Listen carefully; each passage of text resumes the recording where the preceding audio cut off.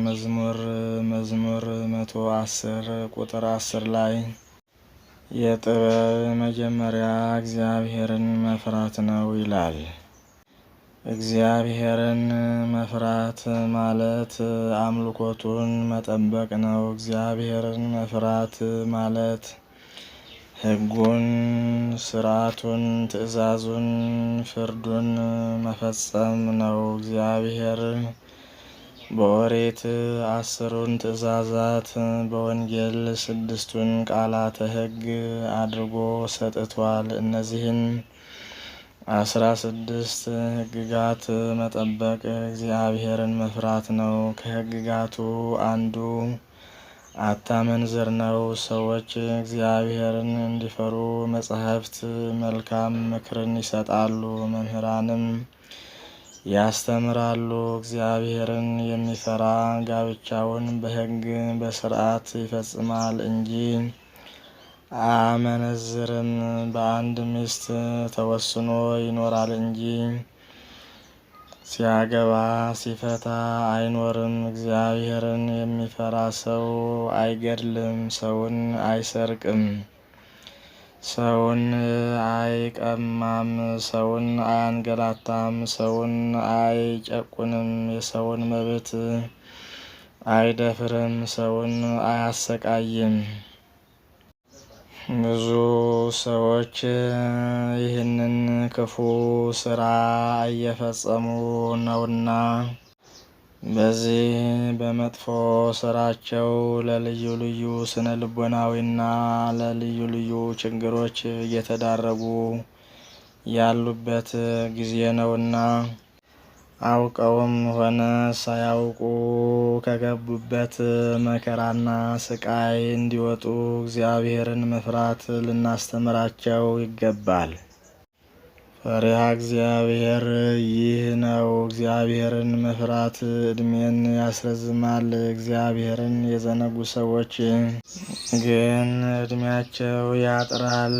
በመጽሐፈ ምሳሌ ምዕራፍ 10 ቁጥር 27 ላይ ነቢዩ ሰለሞን ሰዎች ፈሪሃ እግዚአብሔር እንዲኖራቸው አስቀድሞ አስተምሯልና ሰለሞን ዳግመኛም እግዚአብሔርን ፍራ፣ ትእዛዙንም ጠብቅ፣ እግዚአብሔር ስራን ሁሉ የተሰወረውን ነገር ሁሉ መልካምም ቢሆን ክፉም ቢሆን ወደ ፍርድ ያመጣዋልና ይላል።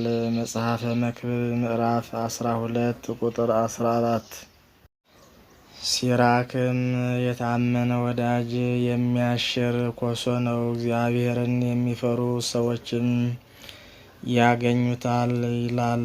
መጽሐፈ ሲራክ ምዕራፍ 6 ቁጥር 16። ሐዋርያው ቅዱስ ጳውሎስም በፈሪሃ እግዚአብሔር ሆናችሁ ለወንድሞቻችሁ ታዘዙ ይላል። ኤፌሶን ምዕራፍ 5 ቁጥር 21። እግዚአብሔርን የሚፈራ ሰው በወንድሙና በጓደኛው ላይ ክፉ ስራ ለማድረግ አይነሳሳም። ሰውን ሁሉ ይወዳል እንጂ በሰዎች ላይ መጥፎ ስራ ለማድረግ አያስብም። ስለሆነም ወንድሞቻችንን፣ እህቶቻችንን፣ አባቶቻችንን ስንወድ እግዚአብሔርን መውደዳችን ነውና ወንድሞቻችንን፣ እህቶቻችንን ወደን እግዚአብሔርንም ወደን በሕግና በሥርዓቱ ለመኖር የቤተ ክርስቲያን አባቶችና መምህራን ድርሻ ከፍተኛ በመሆኑ ልናስተምር ይገባል። እግዚአብሔርን የሚፈራ ሰው በሕግና በሥርዓት ጋብቻውን እስከሚፈጽም ድረስ ድንግልናውን ይጠብቃልና በጠለፋም ሆነ አስገድዶ በመድፈር የራስህንም ሆነ የሴቷን ድንግልና አታፍርስ። ሚስትህን ለልዩ ልዩ ችግሮችና ስነ ልቦናዊ ለሞትና ለክፉ አደጋ አታድርግ። በወሊድ ምክንያት ለሚመጣ ልዩ ልዩ ሕመምና ስቃይም አሳልፈህ አትስጥ። ሴት ልጅህንም በማስገረዝ ጉዳት እንዲደርስባት አታድርግ። የሴትን ልጅ መብት በመግፈፍ ጾታዊ ጥቃት አታድርስ።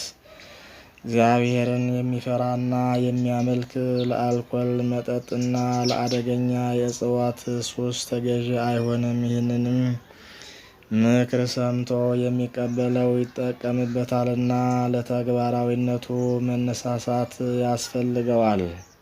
ስለሆነም እግዚአብሔርን ወደን ወንድማችንን እህታችንንም ወደን ንስሐ በመግባት ቅዱስ ሥጋውን ክቡር ደሙን በመቀበል የመንግሥቱ ወራሽ የስሙ ቀዳሽ እንድንሆን አምላካችን በቸርነቱ ይርዳን። በሰማነው ቃል ይባርከን፣ ይቆየን።